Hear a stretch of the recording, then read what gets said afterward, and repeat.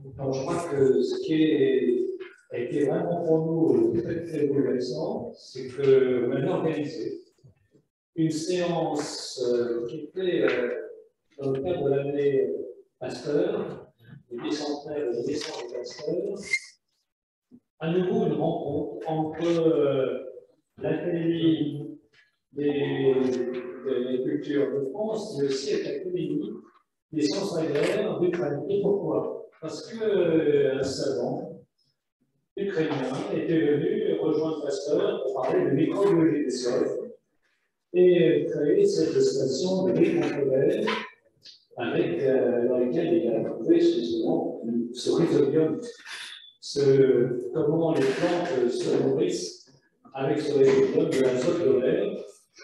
Et au fait, Pasteur, il a fait ce travail.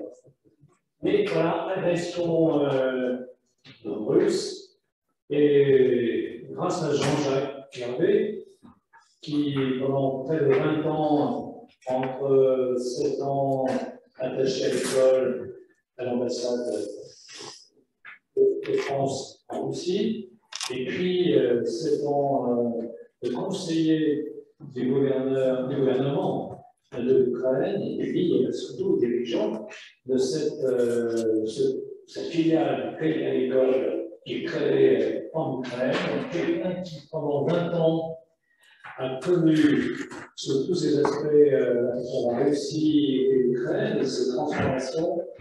Donc on a dit à Jean-Jacques après cette séance qui a été très émouvante.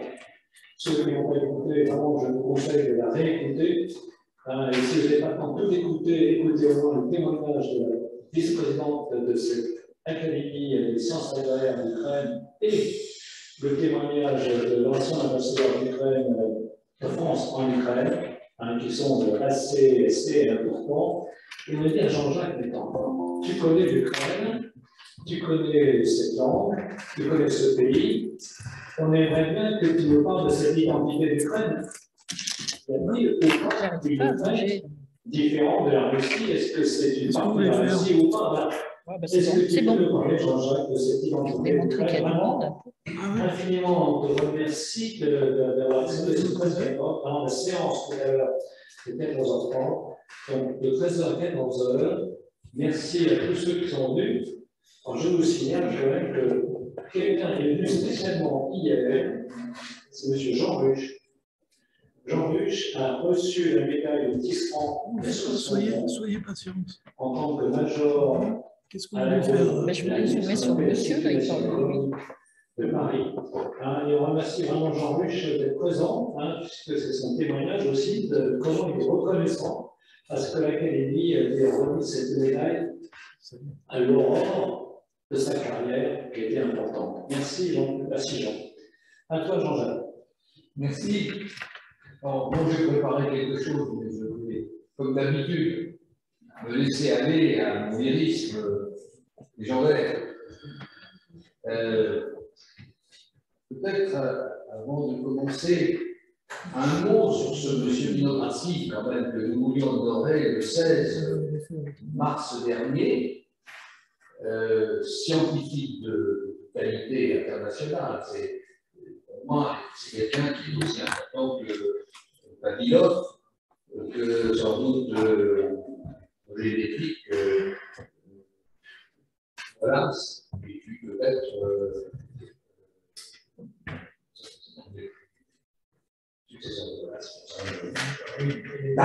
Darwin, c'est la même importance, parce que ce monsieur Vinogradski cherchait à comprendre comment les plantes pouvaient se nourrir de l'azote elles ont besoin pour constituer les protéines dont elles sont faites. Et ça restait quelque chose d'assez mystérieux, c'était inexpliqué. On avait des recettes pour fertiliser, mais on ne connaissait pas finalement fondamentalement les mécanismes. Et donc il a été connu comme un microbiologiste par des scientifiques de l'Institut Pasteur qui donc avaient des yeux qui regardaient dans le monde ce qui se passait. Et Vinogradski, comme Metchnikov, ont répondu à l'appel de Pasteur et de ses collaborateurs et il est venu s'installer. Et il a eu cette idée de génie de penser que la la solution était à trouver dans la manière dont les microbes pouvaient capter l'azote de l'air. Le minéraliser, en quelque sorte, le déminéraliser, le reminéraliser, et il a fait, j'ai eu grâce à un de nos confrères, j'ai lu l'œuvre de Minoranski, qui en 1949 par Masson, un énorme pavé de 700 pages, absolument illisible, parce qu'il décrit par le menu toutes les analyses et toutes les méthodes qu'il a faites avec ses boîtes de pétri pour identifier les rhizodiums, repérer par fonctionnement, analyser le fonctionnement et comprendre un des mécanismes absolument fondamentaux de la vie des végétaux. Ce n'est pas mon ami Perrier qui va dire le contraire, il a compris le mécanisme de formation de la base végétative, la base nutritionnelle de l'ensemble de la pyramide de la vie. C'est donc un savant de toute première grandeur. Voilà pourquoi on avait pensé faire avec l'Académie, qui est intéressée par le végétal, quelque chose au l'honneur de ce monsieur Minoranski, qui n'est pas connu en France finalement à la hauteur de sa réputation, de son importance dans la connaissance de quelque chose de tout à fait fondamental. Alors, je vais vous parler aujourd'hui de l'Ukraine. Je vais commencer par ce qui a intéressé M. Capéton, qui m'a vivement invité à vous parler aujourd'hui. L'étymologie du mot Ukraine. Ukraine. Ukraine. Ou veut dire en russe et en ukrainien à côté de. Et Ukraine veut dire en russe comme en ukrainien pays. L'Ukraine, c'est le pays d'à côté d'un pays. C'est le pays d'à côté. C'est-à-dire un pays qui est entre un pays et un autre pays, à côté d'un pays. Choisissez le pays. Donc l'histoire de l'Ukraine, mot qui est apparu à la fin du XVIe siècle, c'est-à-dire jusqu'à la fin du XVIe siècle, il n'avait pas d'identité qui s'appela Ukraine. Il n'y avait pas d'identité jusqu'à l'an 1000, un peu avant, qui s'appela Russie. Il y avait une identité qui s'appelait Rousse. La Rousse, qui est vieille. Et cette Rousse chrétienne, qui est vieille, vient d'un mot ruten, donc du nord de l'Europe, pays scandinaves, des pays autour de la Scandinavie, qui sont à l'origine de la formation de Kiev et de l'Ukraine. Et le fait que ce soit un pays à côté d'un pays relève aussi de toutes les étapes qui ont marqué l'identification d'une Ukraine. Alors, on ne va pas remonter au début, mais c'est vrai que l'Ukraine, par sa position topographique, géographique, est une terre de passage. D'abord, une terre de passage entre le monde de la Méditerranée, pour ceux qui ont fait des lettres, ou qui croient en avoir fait, ou qui croient en avoir vu. La Crimée, avant qu'elle s'appelle la Crimée, s'appelait Tauride. Et ceux qui ont fait du grec ou du latin et qui ont entendu parler de la Tauride n'ont peut-être pas identifié vraiment où elle pouvait être, cette Tauride. Tauride. Eh bien, c'est la Crimée. Et puis la mer, qui s'appelle aujourd'hui la mer Noire, ne s'appelait évidemment pas la mer Noire, elle s'appelait le Pont de Saint. Là aussi, ceux qui ont fait un peu de civilisation ancienne, le latin, le grec, toute discipline, au passage par les petites voies pour aller à l'enseignement supérieur, ne m'ont pas permis de franchir, eh bien, savent que le Pont de Saint, c'était la culture grecque. C'était l'installation de Chersonèse en Crimée, comptoir grec. C'était toute la partie asiatique de la Grèce, Troie, et en Turquie. Et donc, c'était une sorte de magma, de bouillon de culture, avec l'arrivée de la culture grecque, au milieu des cultures bien plus anciennes, qui étaient celles des Scythes, celles des Sarmates, celles des Péchelènes en Suisse, les Scythes et les Sarmates étant des peuplades issus de l'Asie centrale, donc un pays un peu plus loin qu'un pays d'à côté, et qui ont conquis progressivement leur ouest, et qui sont venus avec leur langue d'origine iranienne s'installer dans le sud de ce qu'est aujourd'hui l'Ukraine. Grand voisinage. À l'ouest, il y avait là encore d'autres voisinages. Les populations, j'allais dire celtiques, avant que n'apparaissent encore à l'ouest des grandes entités portées par le développement de l'Italie, le développement de la Pologne, le développement des duchés de l'Europe centrale. Et on a par conséquent là une vision d'un voisinage, d'une proximité, pays d'à côté, constitué de relations est-ouest, avec des poussées invasives de l'Est, avec des regards de l'Ouest pour récupérer là une capacité d'installation, de développement, etc. Et il y a évidemment un autre mouvement nord-sud. L'Ukraine est finalement fondée par des Slaves, c'est-à-dire essentiellement des gens qui viendraient aujourd'hui de la Suède, de la Finlande, de la Norvège, et qui s'installent progressivement dans les grandes plaines de l'Europe orientale. Ils s'installent en combattant, ils s'installent en poussant les frontières entre des peuplades, entre des communautés.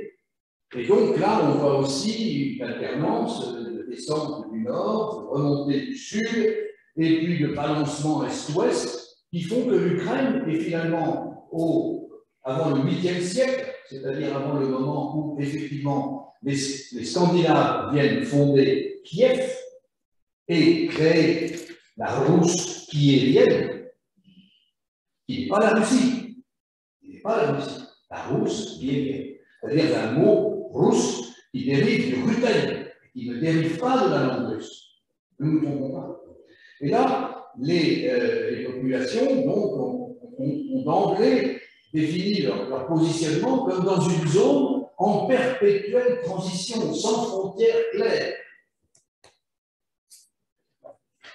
Donc, les Scandinaves, je vais vais pas faire un grand cours d'histoire, puis je serais incapable de le faire face à des historiens de cette région qui seraient sans doute beaucoup plus documentés que moi, mais lorsque s'installent, se font par des Scandinaves matinée de Ruthène, la ville de Kiev, en 800 et poussières, il y a l'installation d'une culture nouvelle, là, au milieu de ces grandes plaines de l'Europe orientale. Et cette principauté de Kiev l'emporte sur beaucoup d'autres qui existent autour. La ville de Novgorod, en Russie, qui est située à environ 800 km de Kiev, est une des grandes principautés, elle aussi d'origine mixte, avec l'influence des Ruthènes, l'arrivée des futurs russophones, et cette principauté de Novgorod domine toute une région très importante où elle est une plateforme commerciale.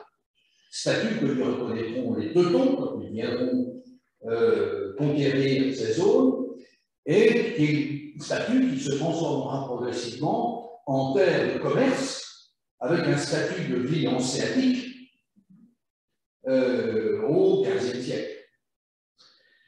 Il y a une autre principauté qui est la principauté de Vladimir, qui est aujourd'hui à une petite centaine de gens dans ces eaux-là, une centaine de kilomètres à l'ouest de Moscou, et qui, elle aussi, réunit des populations un peu diverses et commence à se défendre contre la pression terrible des hordes, de Huns en particulier, des hordes hunoises qui souhaitent conquérir des territoires parce qu'ils sont à l'étroit, sur l'immense Asie, d'où ils viennent, de Mongolie vraisemblablement, et peut-être un peu de Mandchourie.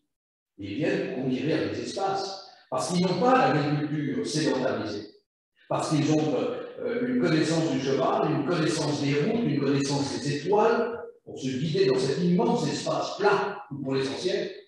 Et donc, il trouve que là, c'est parti central, en quelque sorte, autour de Novgorod, de Vladimir, c'est fertile. Et puis, il y a des gens qui savent produire. Et donc, on peut trouver le moyen de se nourrir et puis de les défendre ou de les attaquer. Moscou n'existe pas. Et donc, Kiev passe des accords avec Novgorod, passe des accords avec les populations du Sud, selon les pressions. Voilà. Donc, on peut dire que l'Ukraine, c'est depuis le 8e et le 9e siècle une terre d'incertitude des alliances. C'est en même temps une terre qui se défend, qui défend sa propre culture, qui s'installe, qui découvre, qui est la première à être traversée par les prêtres et les évangélisateurs grecs. Méthode, Cyril découvre d'abord l'Ukraine, avant de découvrir la Russie, qui n'existe pas à ce moment-là. La Rousse qui est tienne est antérieure à la Russie, et elle est d'une certaine manière fondatrice d'une culture orthodoxe, une culture religieuse, une culture chrétienne.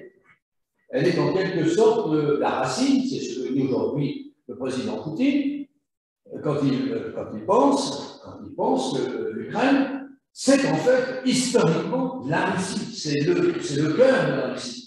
C'est un peu comme si nous disions, ah mais Rome, c'est le cœur de notre patrie, parce que Rome a installé la paix romaine sur les terres, et donc voilà, nous sommes des enfants de Rome, oui, d'une certaine manière. C'est excessif.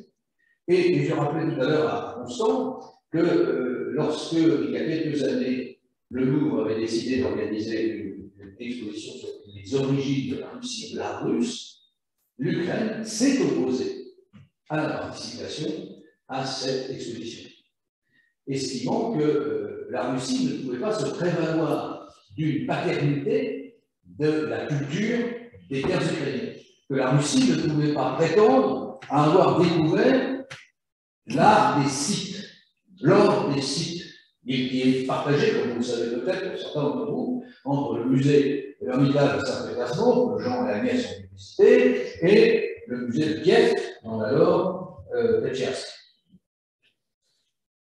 Alors, on va passer un peu sur un certain nombre d'autres alliances. On ne peut pas oublier que la Rousse qui est vienne avec un système social extrêmement complexe, avec des classes sociales nombreuses et avec des règles de gestion très compliquées. Notamment, l'une des règles saillantes est que l'héritage du titre de prince de Kiev allait au fils aîné. Quelles que soient ses qualités de soldat et d'administrateur. Et il y a donc eu, avec cette règle, qui voulait préserver d'une certaine manière la filiation et la consistance de l'État, il y a eu évidemment des tas de problèmes. Et lorsque Yaroslav a disparu, Yaroslav est un grand bâtisseur qui a contribué à la christianisation de l'Ukraine, qui a contribué à la construction de la cathédrale de Sainte-Sophie, que pour le moment, il n'a pas été bombardé, il y a une connaissance, chef-d'œuvre du Xe siècle, avec des céramiques qui sont légales, sans doute de celle de Sainte-Sophie en Turquie. Lorsque donc Yaroslav décède, ses successeurs se disputent le contrôle du territoire. Et il arrive ce qui doit arriver. Fait affaiblit les principautés voisines de Novgorod, de Vladimir, et l'émergence de celle de Moscou l'emporte. Et elle trouve des alliances avec des voisins des pays d'à côté pour essayer de conquérir, de diviser, de partager. Et de partager ce qui était, jusqu'au 1400, 1500 à peu près, le plus grand État organisé de l'Europe. L'Europe. Plus grand que tous les autres États de l'Europe. beaucoup plus grand que l'Italie, beaucoup plus grand que l'Alliance des pays germaniques, beaucoup plus grand que la France. La principauté de Kiev dominait de la mer Baltique à la mer Noire. Elle avait réussi à trouver des accords avec les Péchénègues, les successeurs des Scythes dans la Scythie autour de ce qui est aujourd'hui Cressin, et elle avait réussi à trouver des accords également avec les pêcheurs et les chasseurs du nord de la côte maritime, et donc elle était au cœur d'un commerce absolument florissant, où le sel de la mer d'Azote, de la mer Noire, remontait par des routes diverses pour assurer la conservation des produits alimentaires de toute cette zone.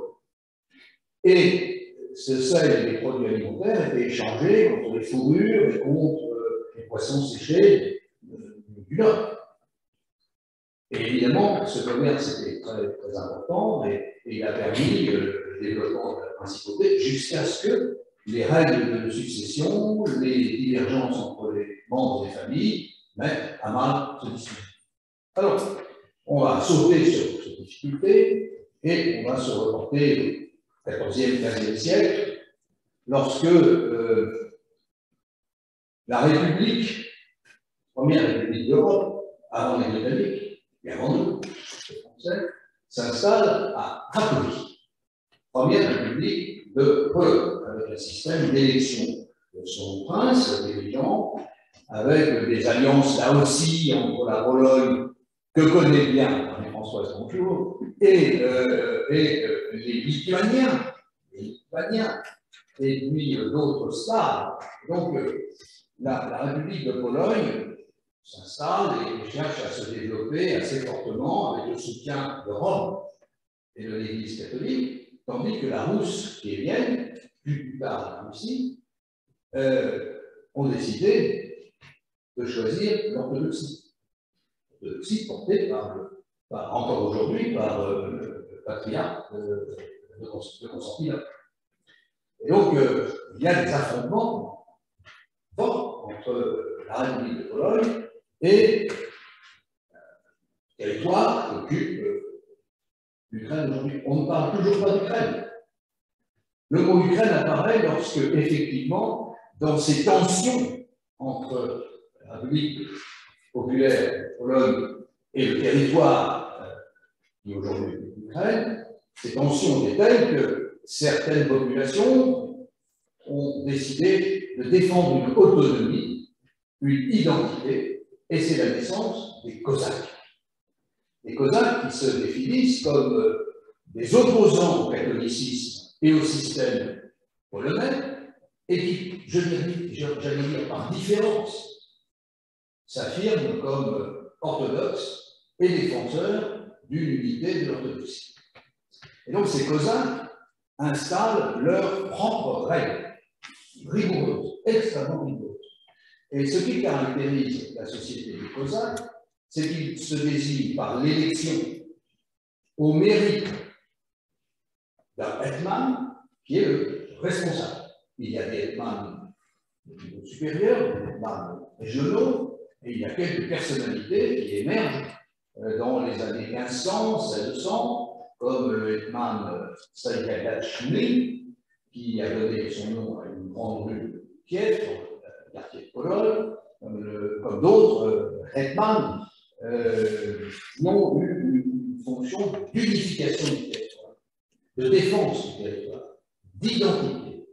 Et ces Cosaques ont eu à affronter la concurrence de la Russie.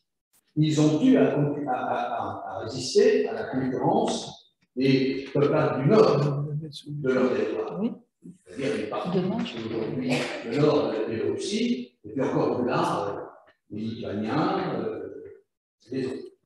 Donc les Polonais s'alliaient avec les Lituaniens, ils ont formé l'Union, le royaume de Lituanie-Pologne, et puis ils ont combattu à l'ouest, ils ont beaucoup combattu à l'est. Les Cosaques ont tiré leur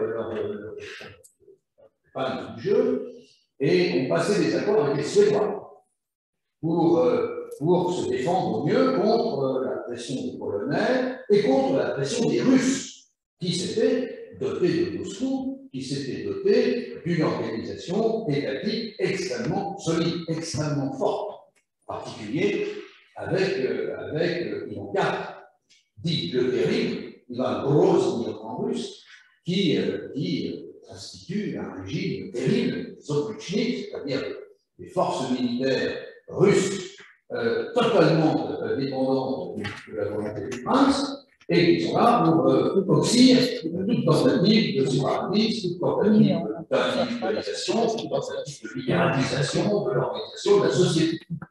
Et donc les Cosaques ne sont pas du tout concernés par cette forme-là de pouvoir.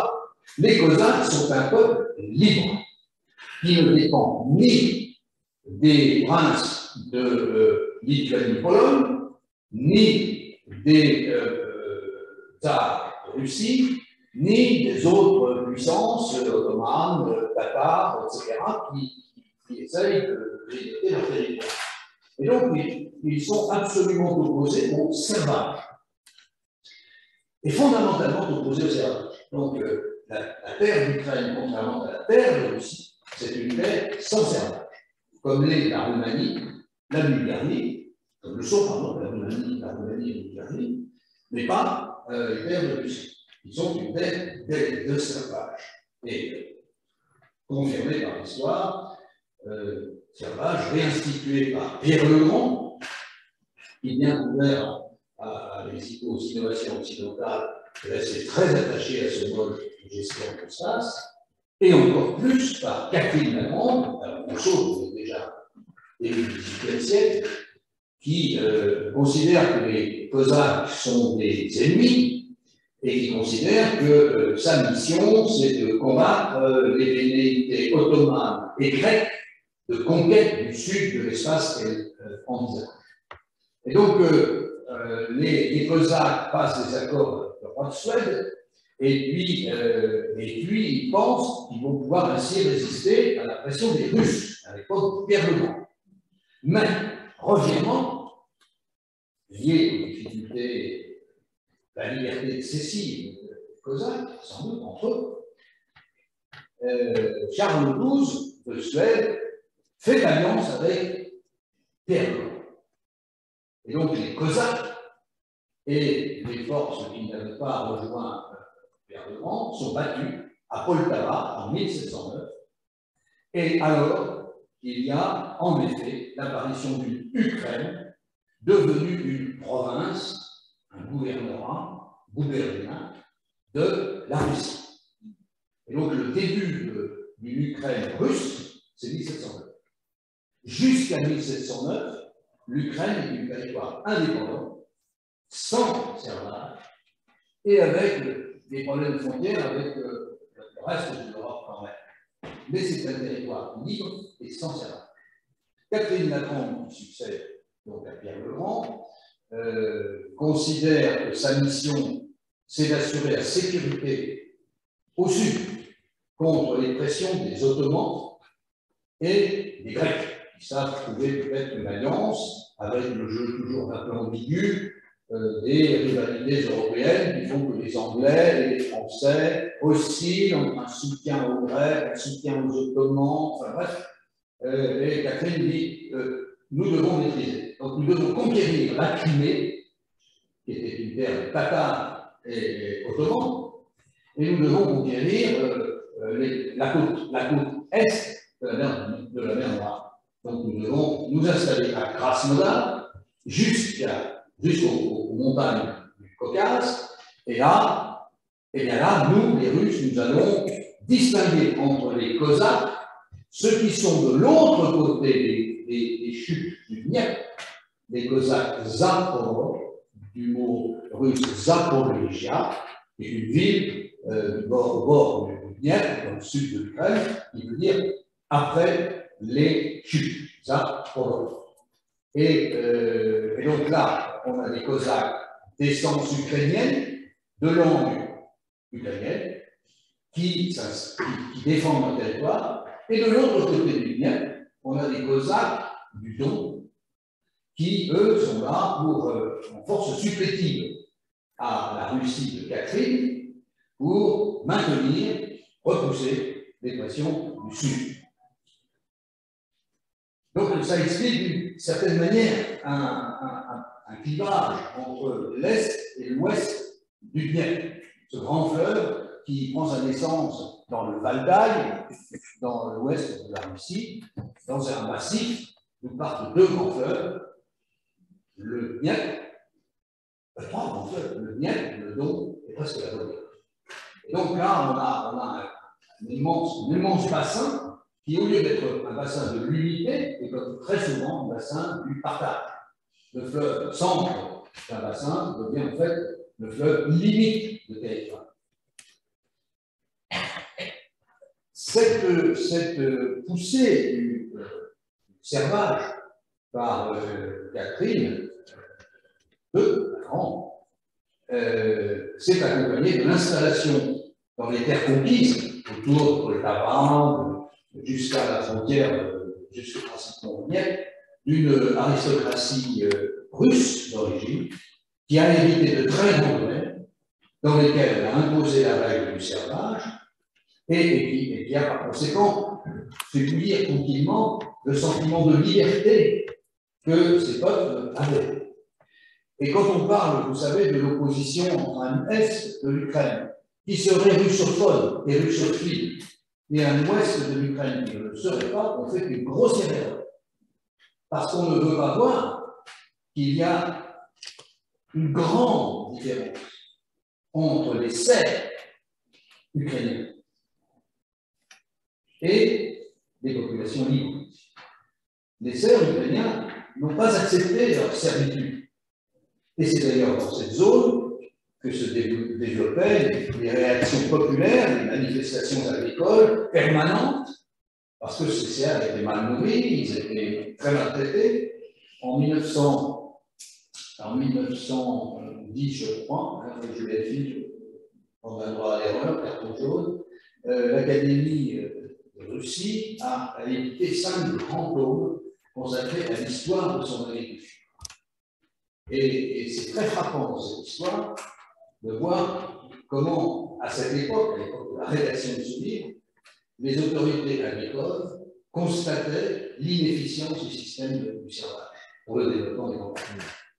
Et voulaient réhabiliter d'une certaine manière un système de liberté des entrepreneurs, que seul, finalement, Alexandre II entendra véritablement en proposant ce qui lui a coûté la vie, la suppression du statut du servage. 1908, très peu avant, parce qu'il a été assassiné par des boyards qui étaient rigoureusement opposés à ces réformes.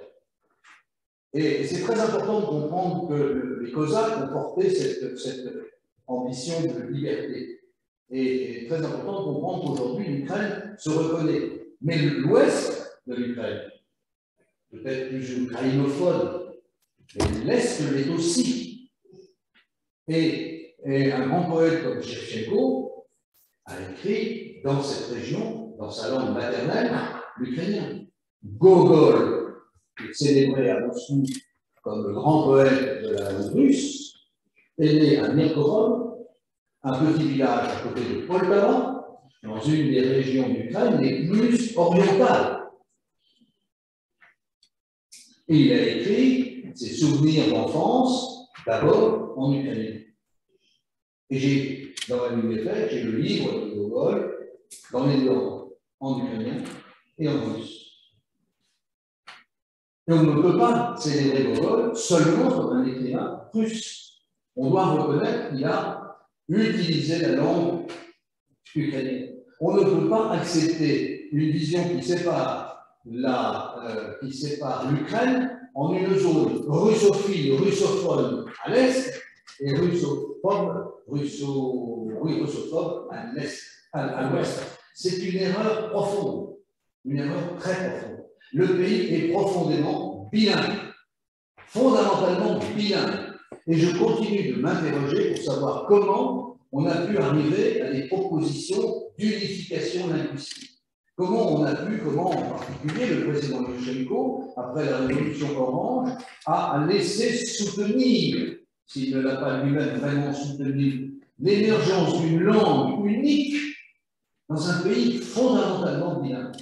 Et ce pays bilingue n'était pas bilingue parce que le régime soviétique qui s'est implanté finalement vraiment après la Deuxième Guerre mondiale a imposé le russe. Il était bilingue parce qu'il était bilingue depuis très longtemps.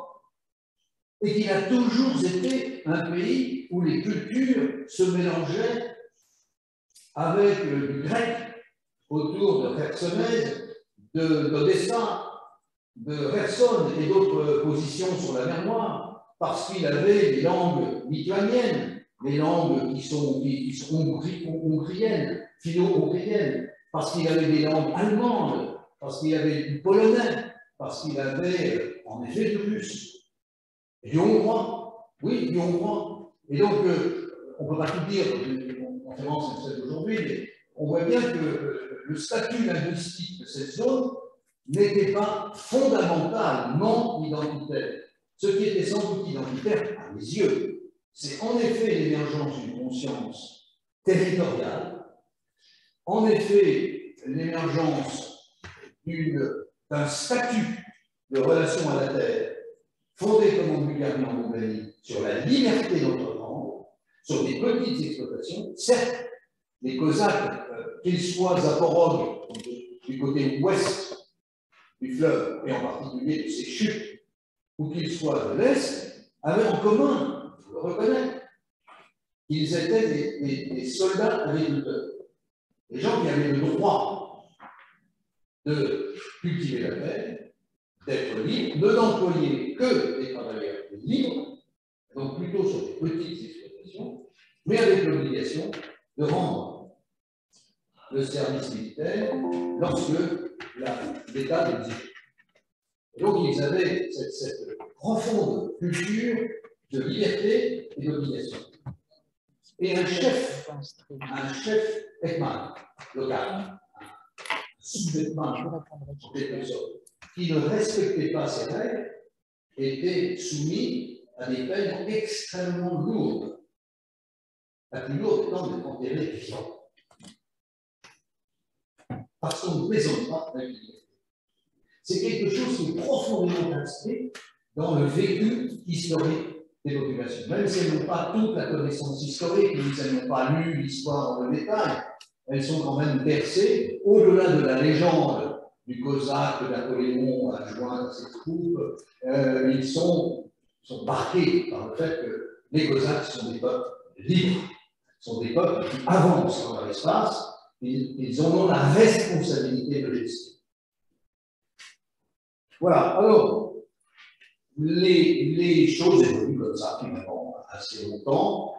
On ne peut pas oublier que dans ce contexte, la décision d'Alexandre II, tsar de toute la Russie, de libérer les paysans de leur statut d'esclaves, s'est faite dans un contexte qui, en Ukraine et dans l'ouest de la Russie d'aujourd'hui, était particulièrement tendu. Les hauts-gros, les boyards du tsar, ou des gouverneurs que le tsar avait nommés, installés, étaient profondément hostiles à la réforme proposée pour Alexandre II. Et profondément hostiles, parce qu'ils redoutaient que ce soit la fin de leur privilège absolu, un salaire nul à payer à ces esclaves, la perte du droit de vie et de mort sur les esclaves.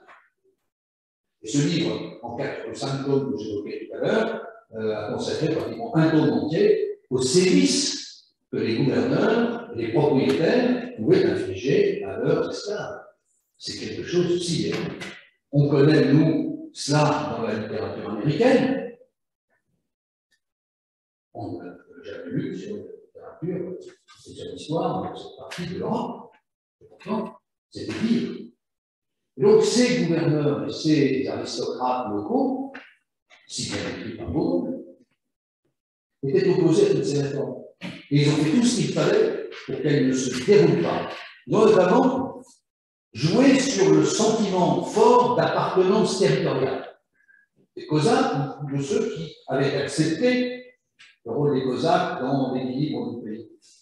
Et notamment, ce sentiment de solidarité pour prendre une décision.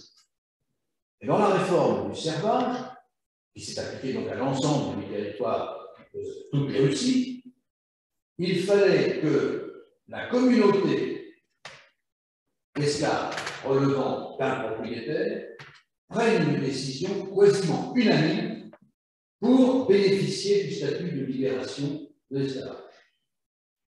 Vous imaginez, si vous avez lu Gogol, relisez-le avec cette petite idée en tête. Vous imaginez les pressions, vous imaginez les tensions, vous imaginez le starost, le vieux chef de ces esclaves, invitant ses compatriotes à dire « Vous savez ce que vous avez, vous ne savez pas ce que vous aurez, réfléchissez bien. » Vous imaginez les petits avantages que le gouverneur pourrait donner à tel ou tel, qu'il s'oppose à la mise en application de la liberté. La décision du tsar était que c'était quelque chose que les gouverneurs et les familles avaient le devoir d'interpréter, en quelque sorte. Ce n'était pas une obligation véritable, c'était une loi, c'était un décret, quelque chose supérieur. Décision du tsar, c'est quelque chose. Et voilà. Et donc, là aussi, il y a eu quelque chose qui est resté dans la mémoire. Comme il est resté dans la mémoire, le gaspillage invraisemblable des moyens financiers que la Russie, la Douma de la Russie avait adopté pour permettre l'installation de ces peuples libérés sur des petites exploitations. La majorité des Troyens ont fait tout ce qu'ils ont pu pour qu'il ne soit pas possible de distribuer les moyens financiers. Et les historiens de la Russie qui ont analysé ces comptes ont fait sortir la quantité d'argent mobilisé par les caisses et tout ça, qui n'ont pas trouvé à être utilisé. Et donc on a aussi dans la fabrication des petites exploitations quelque chose de très profond, très ancien. Et vous savez, ces choses qui constituent un terrain, comme disent les médecins ou les agronomes. Un terrain. C'est très compliqué, mais c'est quand même quelque chose qui existe, un terrain. Et donc un terrain de gens qui voilà, plutôt vivent d'avoir des petites exploitations, tirent par tous les bouts pour essayer de s'en sortir, et essayent de faire mieux que l'épouvantable statut d'esclave qui était le leur. Et c'est quelque chose là aussi qu'il faut intégrer comme dans l'identité rurale et agricole de cette partie-là. C'est d'ailleurs au-delà du territoire actuel de l'Ukraine. C'est aussi quelque chose qui est vivant dans les provinces qui sont juste autour de l'Ukraine aujourd'hui et qui étaient d'ailleurs plus ou moins à l'époque russe dans les gouvernorats russes.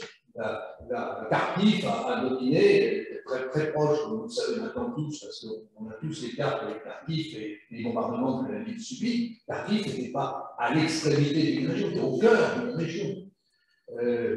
Les villes de Russie étaient des provinces, appartenaient à des provinces qui relèveraient aujourd'hui de l'Ukraine. Voilà, étaient dans cette zone. Et par conséquent, toute l'Europe, la Russie européenne, en quelque sorte, était balayée, elle aussi, par cette dynamique de résistance de l'aristocratie à la réforme foncière et agricole, comme la région Krasnodar, la région importante de la frontière entre la Pologne, entre l'Ukraine et la Russie aujourd'hui. Les choses ont été plus ou moins comme ça jusqu'à la fin du régime tsariste. La révolution de 1905, 1907, 1917 ont été là aussi l'occasion de soubresauts terribles. Et en particulier parce que, en 1917 en particulier, les bolcheviks qui ont pris le contrôle de l'ensemble du territoire, qui ne comportait pas la partie aujourd'hui la plus à l'ouest de l'Ukraine. La frontière s'arrêtait avant, s'arrêtait centaines de kilomètres, 150 kilomètres de la frontière actuelle de l'Ukraine. Les bolcheviks ont considéré que la paysannerie indépendante de l'Ukraine, comme d'ailleurs la paysannerie indépendante des partis russes très proches de l'Ukraine, très proches de l'Ukraine, faisait de la rétention, refusait de livrer aux Rouges les grains qui étaient nécessaires pour alimenter les suicides et les populations urbaines, et donc on fait l'objet de sanctions de la part des bolcheviks terribles. Les paysans ont été exécutés massivement, on leur a volé tout ce qu'ils avaient, et on a montré du doigt les koulaks, ceux qui ont le bras levé pour travailler. On les a considérés comme des traîtres au principe de la liberté, au principe de la répartition équitable des biens, etc., des droits de production. Donc on a déporté, dès les premières années du bolchevisme, on a écartelé les communautés paysannes, ce qui n'a fait que renforcer en réalité leur cohérence sociale, leur conscience sociale. Et puis ça a recommencé un peu plus tard, en 1930, lorsque là encore, le pouvoir soviétique peinait à assurer l'alimentation des villes et l'alimentation des usines. Il y a eu une nouvelle poussée terrible qui a donné lieu à une famine qui a fait sans doute plusieurs millions de victimes et qui s'appelle en ukrainien le Holodomor, qui a été commémoré à Kiev par un grand monument construit à l'initiative du président Yushchenko, avec une chapelle souterraine, on accède par un escalier qui part d'un grand terrain qui est consacré à la mémoire des soldats, et on a un grand cercle de grandes pièces avec autant de lutrins qu'il y a de régions, et sur ces lutrins, d'énormes livres qui ne sont considérés que des noms de ceux qui ont été massacrés dans cet épisode de sanction absolument terrible imposée par Moscou contre la paysannerie. Là aussi, c'est une déchirure très profonde qui en fait, aurait pu réunir tous les pays qui ont été concernés par cette famine organisée, qui sont aussi de l'autre côté de la frontière, dans les toutes premières régions de l'ouest de la Russie. Mais que les propagandes, parfois l'aveuglement de l'Occident, ont voulu séparer de cette identité fondamentale. Dans ces mêmes années 1915-1917, l'Ukraine se rappelle de sa proximité avec la République de Pologne, atomique, et donc institue une république. Et c'est Rouchevski, un savant, qui constitue, qui crée, qui fait voter la population pour la mise en place d'une Assemblée nationale constitutive qu'il préside, et donc il est en fait le chef de l'État. Cette république disparaît au bout de 2 ou 3 ans avec la reprise en main par les forces soviétiques à l'occasion de la Première Guerre mondiale, et puis les choses voilà, se délitent. L'Ukraine est un morceau de l'Union soviétique.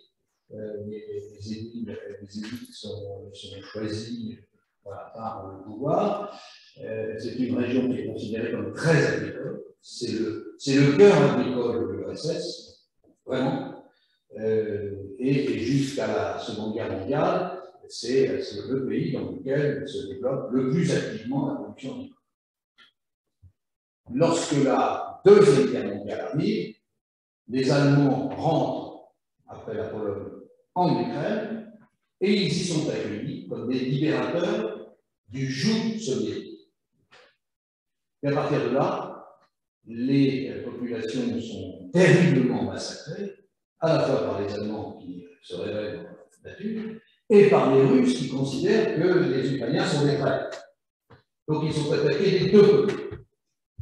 Et donc à la fin de la guerre, comme vous le savez tous, les accords de Téhéran, de Yalta sont mis en place, et donc la Russie récupère la totalité de l'Ukraine et prend les deux parties qui relevaient auparavant de la Hongrie, de la Pologne, et à un moment de l'Empire hongrois, passer sous silence cette partie-là de l'histoire, et donc l'URSS domine sur cette zone et confirme la vocation de l'école. Elle y installe à peu près 250 sucreries jusqu'à l'effondrement de l'URSS, dont la mission est de produire le sucre de l'URSS. Elle y installe des moulins dont la mission est de produire de la farine pour l'URSS. Elle y installe quelques silos portuaires pour importer des céréales que la Russie soviétique ne sait pas produire, ou en suffisamment, ou préserver de destruction. Et donc, elle, particulière, et lorsque les choses vont très mal en Russie, le président Yeltsin, président de l'une des républiques socialistes soviétiques, réunit son homologue président de la République socialiste soviétique de Biélorussie et celui de l'Ukraine. Ils se réunissent à Minsk, et pour moi, c'est là que sont originaires les accords de Minsk, les vrais accords de Minsk, pas ceux de ces dernières années, et ils décident, après Banya, après quelques libations de vodka pour les Russes et les Biélorusses, et de Gorilka pour les Ukrainiens, parce qu'en ukrainien, vodka, ça ne se dit pas vodka, ça se dit Gorilka. Et donc, après cette libation dans les saunas, on n'appelle pas sauna, mais banya, eh bien, ils ont, j'en connais ça, peut-être d'autres aussi connaissent ces banya, eh bien, ils ont décidé de la fin de l'URSS. Et c'est là, à Minsk, en Biélorussie, paradoxe de l'histoire aujourd'hui, qu'a été décidé la fin de l'URSS. C'est là qu'a été décidé que Gorbatchev ne serait plus le secrétaire de l'URSS et le patron du Parti communiste. Là, que ces trois dirigeants, Kravchuk étant le seul survivant de la connaissance, le président de l'Ukraine à l'époque, ont décidé qu'il n'y aurait pas d'alignement ni sur la Russie ni sur l'Occident, et qu'il y aurait une indépendance de ces États. Voilà. Et donc, les choses sont parties comme ça. Vous connaissez un peu mieux sur l'histoire contemporaine. L'effondrement de l'URSS a été considéré par le président Poutine comme la plus grave catastrophe que son pays et le monde aient connue. Les Ukrainiens considèrent que l'effondrement de l'URSS, c'est le début d'une libéralisation durable, souhaite-t-il, de leur État, de leurs États, de l'État d'Ukraine et des États voisins. Et à partir de là, les choses sont allées très très vite. On dit en Russie, le temps passe 3 fois plus vite qu'ailleurs, et on peut dire en Ukraine, ça passe 3 fois plus vite qu'en Russie. Donc ça vous donne une idée de la vitesse à laquelle se font les réformes. Et moi, j'ai eu la chance d'arriver en Ukraine, après avoir passé 6 ans en Russie, et puis quelques mois au Conseil général. Et en Ukraine, j'ai découvert les réformes, la volonté des réformes. Et je peux juste témoigner du mot d'accueil du vice-premier ministre, qui est le ministre de l'Agriculture après, qui était chargé de l'agriculture et de l'alimentation, qui m'a reçu d'aller du gouvernement et qui m'a dit Jean-Jacques, il faut que je vous dise une chose très importante pour votre mission. Il faut que vous compreniez que les fonctionnaires, dont vous êtes un exemple français, c'est grâce à eux que l'effondrement de l'URSS n'a pas pu être évité. Alors, vos fonctionnaires, vous les gardez chez vous. Parce que nous n'avons pas besoin de ça. Nous avons besoin de la compétition. Nous avons besoin que les entreprises qui ont des facteurs de performance à proposer viennent, nous stimulent. Nous avons besoin de la compétition pour que nous puissions nous développer. Et ils se sont développés d'une façon extraordinaire. Ils se sont développés en devenant parmi les premiers producteurs mondiaux de produits agricoles. Puis ils menacent aujourd'hui un peu tout le monde. Et bon, ils vont sans doute avoir une année difficile, l'année 2022, moins qu'on le dit dans la presse, parce que dans la presse, on confond la fertilisation qu'on a achetée en 2020 pour les grains que nous avons actuellement, avec celle qu'on va acheter en 2022 pour les grains qu'on produira en 2023, et puis on ne voit pas trop les choses. Voilà. Alors, les choses, eh bien, moi je pense que je peux frapper, je n'ai pas pu prendre ma photo parce que je n'ai pas réussi à la saisir, à la copier. Il y a une photo qui m'est arrivée une fête où on voit les chars, et puis derrière un grand paysage de champs ouverts avec deux tracteurs en train de préparer les semis. Et je recevais hier un message de mon ami Victor, qui est le patron d'une grande société de semences ukrainienne, et à qui je demandais si je pouvais m'aider. Il m'a dit tout va bien, nous sommes. Donc il y aura une production ukrainienne. Elle sera moins importante que l'année d'avant. On ne sera pas à 100 millions de tonnes de grains, on sera peut-être à 70. Mais enfin, le pays a besoin de 30 millions de tonnes, donc le reste va être commercialisé. C'est à nous de savoir si nous pouvons éventuellement faire une alliance pour que concrètement nous puissions commercialiser et nos blés et les leurs ensemble vers les pays qui en ont besoin. Pendant ce temps-là, la Russie, qui peut sortir ses blés et qui produira du blé, qui est quand même le premier exportateur mondial de blé, continuera de pouvoir exporter son blé par le transsibérien jusque dans les ports classiques, peut-être en vendre aux Chinois, puis des réexportatifs, peut-être en vendre aux Iraniens, peut-être traverser l'Iran pour charger dans les ports iraniens, continuera d'être présent sur le marché mondial. Voilà. Merci de votre attention.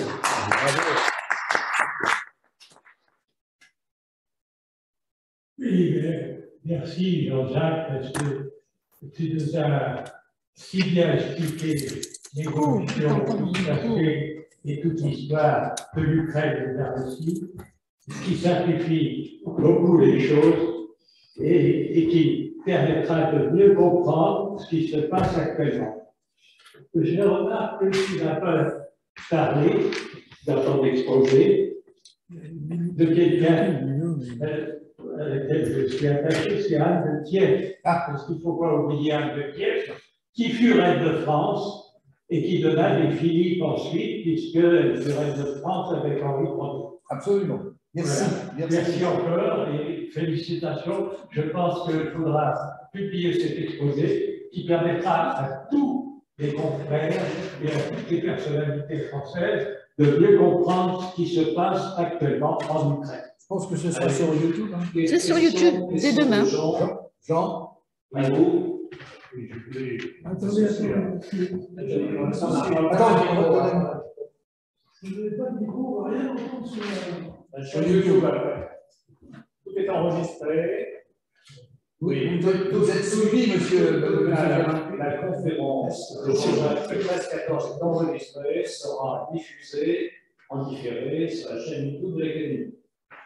Je voulais m'associer à cette félicitation chaleureuse et amicale d'un orateur et d'un connaisseur extraordinaire, que M. Croix est un ami très proche, je crois. Oui. Et je voulais simplement dire dans ton exposé, dans cette mise en perspective qui était excellente de bout en bout, il y a une petite parenthèse que tu n'as pas eu le temps de citer, certainement, c'est l'Ukraine. Donc, l'Ukraine, c'est-à-dire la Crimée, et de savoir pourquoi, nous le savons, en fait, ton avis sur pourquoi Khrouchtchev, d'abord, cette Crimée, me semble-t-il, ou bien je me trompe, était encore dans l'orbite russe, et a été ensuite rétrocédée à Khrouchtchev. Peux-tu nous dire un mot sur ce point et pourquoi? Alors, deux choses. La première, en effet, Catherine la Grande et ses amants généraux, Potiomkin en particulier, rattachent la Crimée à l'Empire des Arts. et installe le tsar et l'aristocratie dans les somptueuses villas qui émaillent la côte paradisiaque de la Crimée. Les populations tathares sont repoussées vers l'intérieur des terres, beaucoup plus arides, beaucoup plus difficiles, où elles coexistent avec les communautés religieuses diverses. Tant qu'il n'y a pas de grand développement de cette zone et qu'elle est seulement une zone de villégiature, tout va bien comme ça. Lorsque le développement des populations exige de produire un peu d'alimentation, qu'on développe la vigne, qu'on développe des vergers, il faut arroser. Parce que la Crimée est terriblement sèche. Elle a 120, 150 mm de pluviométrie sur l'essentiel de son territoire, sauf la côte. Et il faut par conséquent apporter de l'eau. Or, la Crimée, c'est une péninsule qui est rattachée à un continent. Donc, il faut que l'eau vienne du continent. Je pense que c'est la raison principale pour laquelle Khrouchtchev a pris la décision de rattacher la Crimée à l'Ukraine et d'installer tout de suite des canaux, renforcer la structure de canaux qui permet de prendre de l'eau dans le Dniepr pour l'envoyer dans les plaines centrales de la Crimée. Je pense que ça a du bon sens. Une presqu'île de cette taille, même avec le pont de Kerch, il faudrait vraiment utiliser tout le pont pour transporter de l'eau provenant du Caucase, 500 ou 600 km au sud du pont, pour alimenter en eau la Crimée. Alors que gravitairement, l'eau du Dniepr y arrivait toute seule, il continue d'y arriver toute seule. Sauf que, dans le conflit, ces flux ne sont plus existants. Ai-je répondu à ta question, Jean? Alors, il y a une autre chose aussi qu'il faut peut-être dire, parce qu'on l'oublie, je l'ai oublié d'ailleurs, il faut comprendre quelque chose dans le fonctionnement russe. Lorsque Ivan IV, le terrible, Ivan Grozny,